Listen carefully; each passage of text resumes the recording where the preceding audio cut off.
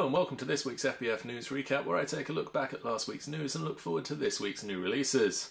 We've actually got some new releases I'm excited about this week, so without further ado, here we go. Final Fantasy XIII 2, Gabriel's Ghostly Groove 3D, Metal Gear Solid HD Collection, Soul Calibur 5, and Never Dead. And now, some news. UK-based retailer Game are offering to effectively allow customers to rent their games for a short period. Running until February the 29th, the Fun for a Fiver promotion allows you to buy selected titles with a guaranteed trade-in price, as long as you trade the game in within 2 weeks of purchase. As long as you do this, you get the game for a fiver.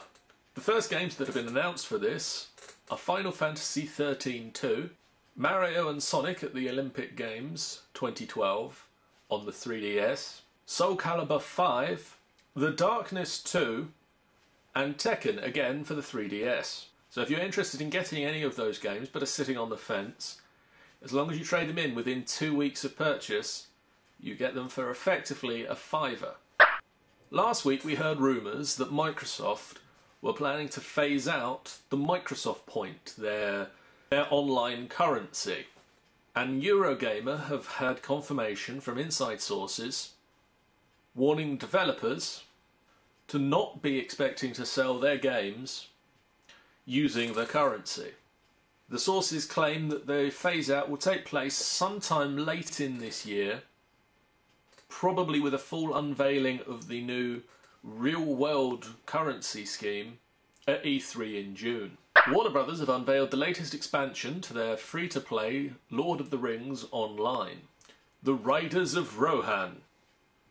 This expansion will expand the world, allowing players to join forces with the fabled riders. They're expected to launch in the autumn. The expansion will come with an increased level cap, the vast plains of Rohan, and iconic locations such as Ammonhen and Fangorn Forest, a new mounted combat system, and much more. Nintendo have confirmed the news from last year's E3 that they are planning to launch the Nintendo Wii U between this year's E3 and the end of the year.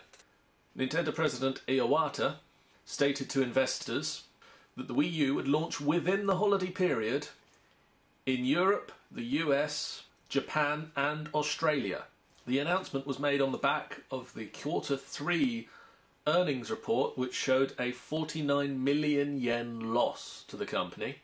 Full details for the exact international release date will be revealed probably at this year's E3, which takes place early on in June, so keep your eyes on this site for information about that.